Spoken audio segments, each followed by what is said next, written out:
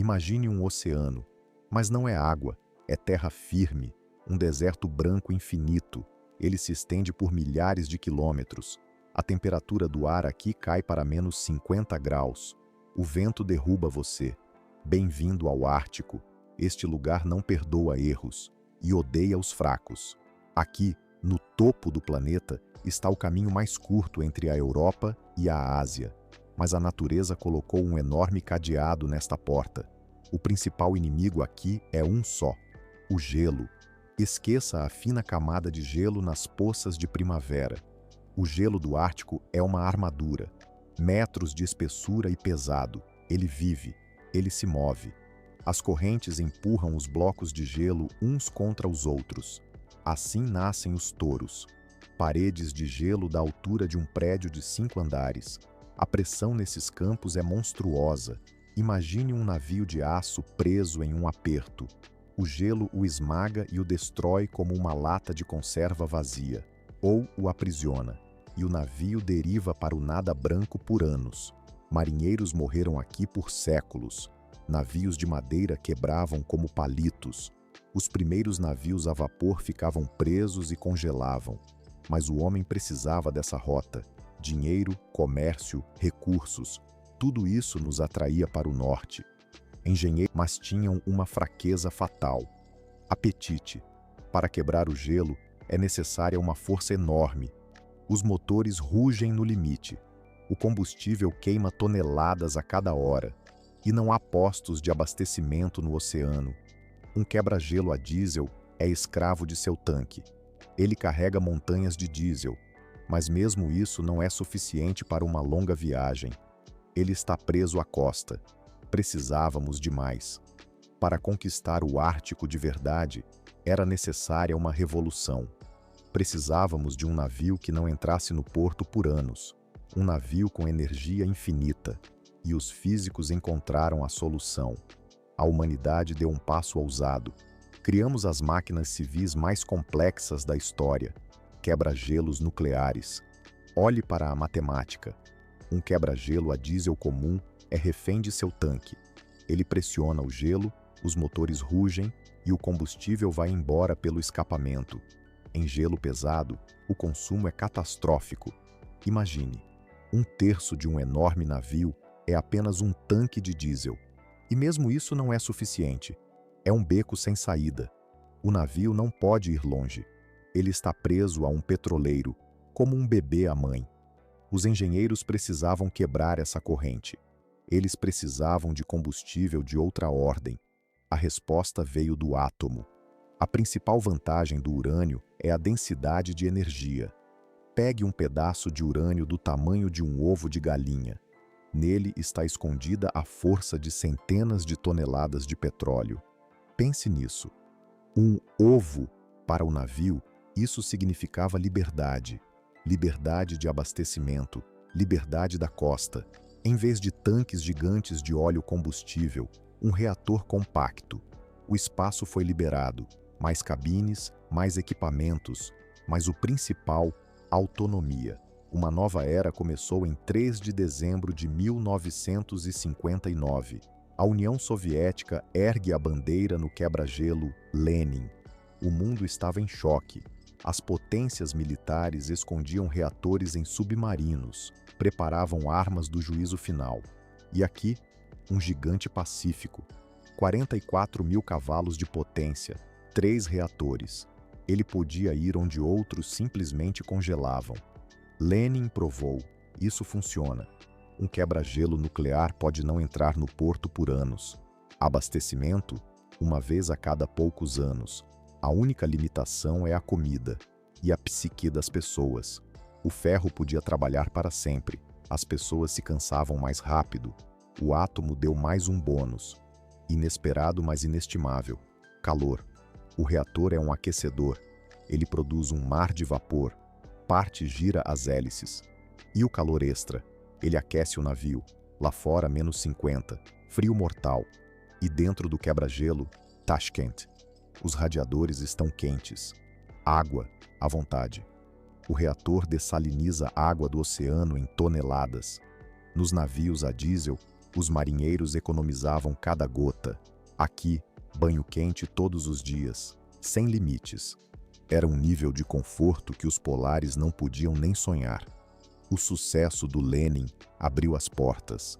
De Projeto 10520, esses trabalhadores assumiram a Rota do Norte em seus ombros. Mas como isso funciona?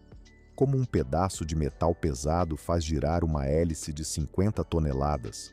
Vamos dar uma olhada no coração do navio. Muitos imaginam o reator como um caldeirão mágico, supostamente fervendo com uma gosma verde venenosa. Isso é um mito do cinema. Na verdade, é mais simples e mais genial. Um reator nuclear é um aquecedor de água, apenas incrivelmente poderoso. Sua tarefa é aquecer a água, transformá-la em vapor e fazer esse vapor trabalhar. Vamos dar uma olhada por dentro, por exemplo, na instalação RIT-M200. No centro, a zona ativa, um vaso de aço hermético. Lá são carregadas as cápsulas de urânio. Os átomos começam a se dividir. A temperatura sobe instantaneamente. O calor lá é infernal. Para que o reator não derreta, a água é bombeada através dele. Este é o primeiro circuito. A água aquece até 300 graus, mas não ferve. Por quê? Pressão. É colossal. Essa água é radioativa, é perigosa, mas está presa em um circuito fechado. Ela não sai para lugar nenhum. Essa água quente corre pelos tubos até o trocador de calor, e lá ela aquece a água do segundo circuito. Aqui acontece a mágica. A água do segundo circuito é limpa. Ela recebe o calor do primeiro tubo e ferve instantaneamente. Explosão de vapor. Esse vapor sob pressão voa para as lâminas das turbinas. As turbinas giram em alta velocidade. Elas giram os geradores. Eles fornecem e já a eletricidade alimenta os enormes motores. E eles giram as hélices. Basicamente, um quebra-gelo nuclear é um navio elétrico. Ele carrega sua própria usina elétrica. Esse esquema dá controle. O capitão pode dar ré instantaneamente. No gelo, isso salva vidas. Agora sobre os medos. Isso é perigoso? E se houver um acidente? Os engenheiros aqui são paranoicos, no melhor sentido da palavra. O reator é projetado como uma matriosca. Ele é cercado por camadas de proteção, aço, chumbo, concreto, água. Tudo isso mantém a radiação dentro. Aqui está um fato que explode a mente.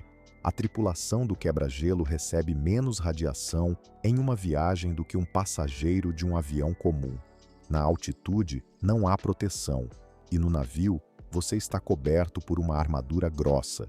Mesmo se o navio afundar, o compartimento do reator permanecerá hermético. O combustível não entrará no oceano. E se o reator sair de controle? A física entrará em ação. Gravidade. As hastes de proteção simplesmente cairão na zona ativa. A reação parará em segundos. É confiável como uma marreta. Como o quebra-gelo passa pelo gelo. Muitos pensam que ele corta. Como uma faca na manteiga, com um nariz afiado. Isso é um erro. Se você colidir com gelo de 2 metros com um nariz afiado, o navio simplesmente ficará preso, permanentemente. Aqui funciona outra física. Quando o navio ataca o campo de gelo, ele sobe na borda. Ele sobe no bloco de gelo com o nariz e se debruça sobre ele com todo o seu peso. Dezenas de milhares de toneladas de aço pressionam para baixo. O gelo não aguenta. Ele quebra com um estalo e afunda na água.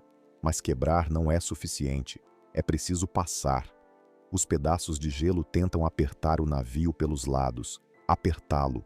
Aqui entra em ação a astúcia, a forma do casco. Em corte, o quebra-gelo se parece com um ovo. Os lados são redondos, convexos. Se o gelo começar a apertar, eles não esmagarão o navio. A física simplesmente o empurrará para cima, como um caroço de cereja escorregadio entre os dedos. O metal aqui também é especial. O aço comum no frio se torna quebradiço, como vidro. Um golpe e uma rachadura. Para quebra-gelos, é feita uma liga especial, alta resistência, viscosa. Ela aguenta o impacto mesmo a -50. O lugar mais importante, ao longo da linha d'água, onde o gelo esfrega contra o casco, é o cinturão de gelo, um cinturão de armadura de 5 centímetros de espessura. Ele aguentará um impacto que afundaria um navio comum. Mas acontece de tudo. Às vezes, o quebra-gelo fica preso, o gelo é muito grosso ou viscoso. O navio parou. O que fazer? A tripulação tira um trunfo da manga. O sistema de inclinação. Dentro do casco, nas laterais, estão escondidos tanques gigantes, parte deles com água. Bombas poderosas começam a centenas de toneladas de água voam de um lado para o outro e de volta. O navio começa a balançar. Forçadamente, ele se inclina de um lado para o outro, como uma pessoa tentando sair de um buraco estreito. Isso quebra o aperto do gelo. O atrito cai e o gigante avança novamente. Hélices de aço sólido, tinta especial, na qual o gelo desliza como manteiga. Aqui, cada detalhe grita uma coisa. Sem paradas. Lá fora, um inferno gelado. Dentro, um hotel 5 estrelas. Bem, quase. Um quebra-gelo nuclear é uma cidade em miniatura. A tripulação, cerca de 100 pessoas. Eles estão presos aqui por 4 meses. É uma troca padrão. 4 meses sem terra sob os pés. O contraste enlouquece. Pela janela, um furacão. Temperatura de -40. E na cabine, mais 22. Você pode andar de camiseta. Graças ao reator, há calor de sobra. Não economizam no aquecimento. Água, ilimitada. Nos navios, há diesel. Banho é agendado. Aqui, viva debaixo dele se quiser. Os dessalinizadores funcionam 24 horas por dia. Há até uma sauna e uma piscina com água do mar aquecida. Isso não é luxo, é medicina. O trabalho é pesado. Os músculos ficam tensos, os nervos no limite. As pessoas precisam relaxar. A academia é o lugar mais popular após o turno. Não se pode sair para o convés. O vento te leva ou congela. Então correm nas esteiras, jogam vôlei, levantam pesos. Comida é uma religião à parte. Muitas vezes não há internet. A paisagem pela janela é a mesma por ser. A comida se torna a principal diversão. Alimentam bem, 4 vezes ao dia. Frutas, sucos, vegetais, caviar vermelho, normal. Os cozinheiros assam o pão eles mesmos. O cheiro de pão fresco no meio do oceano, isso é inestimável. A sala de estar é o centro da vida. Aqui assistem filmes. Aqui celebram aniversários. Ano novo com árvore no gelo. É tradição. Mas nem tudo é tão bom. O principal inimigo da tripulação não é o frio, é a isolação. Fome sensorial. Você vê os mesmos rostos, todos os dias. Você conhece todas as piadas deles, todos os hábitos. Isso pesa na mente. Além da noite polar, o sol não aparece por meses. O corpo enlouquece. O dia se confunde com a noite. O trabalho não para. Turno, 4 horas. Depois, 8 horas de descanso. E assim por diante. Sem folgas, sem feriados. Nos novos navios, cada um tem sua própria cabine, seu próprio banheiro. Isso é uma salvação. A possibilidade de fechar a porta e ficar sozinho. Isso é crucial para não surtar. Não há pessoas aleatórias aqui. Os fracos saem após a primeira viagem. Ficam os fãs, aqueles que se apaixonaram por esse silêncio branco. Os antigos quebra-gelos soviéticos eram lendas, mas eles ficaram obsoletos. O metal se cansa. A Rússia precisava de uma nova frota, e ela surgiu. Conheça o projeto 22220, série LK-60 Yelturo. O primeiro navio foi nomeado em homenagem ao agora mesmo. Qual é o diferencial deles? Eles são universais. Antes era assim, grandes quebra-gelos para o oceano, pequenos para os rios. O grande não podia entrar na foz do rio, ele encalhava. O novo Ártico pode mudar seu peso. Precisa ir para o oceano? Enchemos os tanques com água, afundamos mais, pressionamos o gelo grosso. Precisa ir para o rio? Esvaziamos a água, o navio sobe. Um navio substitui 2. Genial. Potência: 60 megawatts. Eles passam por gelo de 3 metros de espessura, sem parar. Mas isso é só o começo. No Extremo Oriente, no estaleiro Zvezda, já estão construindo um verdadeiro monstro. Quebra-gelo Rússia. Projeto Líder. Isso não é apenas um navio, é ficção científica em metal. Olhe para o design. Parece uma nave espacial. Mas o principal é o interior. Potência: 120 megawatts. 2 vezes mais poderoso que os recordistas atuais. Ele poderá quebrar gelo de 4 metros de espessura. Isso significa qualquer gelo, em qualquer ponto do Ártico, em qualquer época do ano. Mas a principal revolução é a largura. Um quebra-gelo comum abre um canal de 30 metros de largura. Para os superpetroleiros modernos, isso é apertado. O Líder terá 50 metros de largura. Ele abrirá um verdadeiro bulevar no gelo, uma estrada larga. E a velocidade. Agora os comboios se arrastam lentamente. Para o Ártico, isso é um carro de Fórmula 1. Isso mudará tudo. A entrega de cargas se tornará rápida e precisa, como um serviço de courier. Por que gastar bilhões de dólares? Por que construir esses monstros? A resposta é simples e cínica. Tempo é dinheiro. Olhe para o mapa do mundo. Você precisa entregar carga da China para a Europa.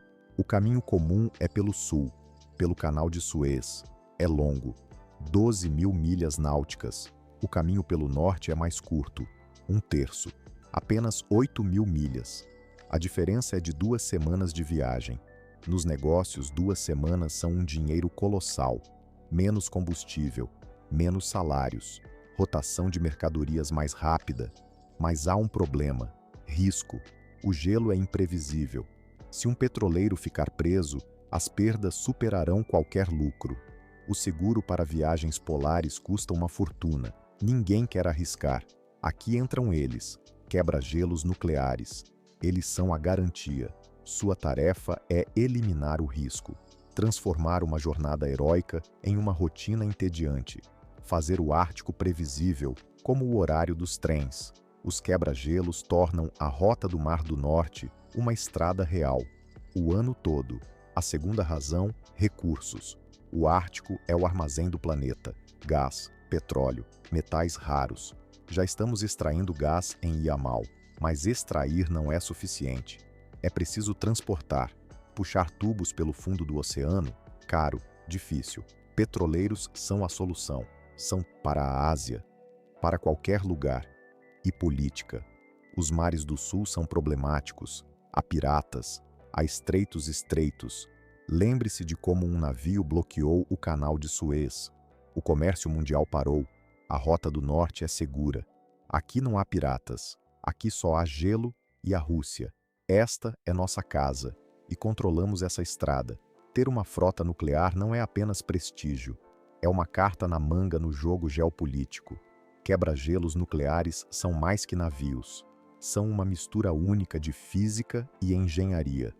Eles permitiram que o homem dominasse a natureza. Eles não apenas quebram gelo, eles quebram a logística antiga e nos abrem um caminho curto entre o Oriente e o Ocidente. Agora uma pergunta para você. Você se arriscaria a embarcar em uma viagem dessas? 4 meses de noite polar, mas com sauna e reator nuclear ao lado. Ou prefere um escritório tranquilo em terra? Escreva nos comentários, estou realmente curioso. Se você gostou da história desses titãs de aço, dê um like. Isso ajuda o canal a se destacar nos algoritmos do YouTube, como um quebra-gelo através dos touros.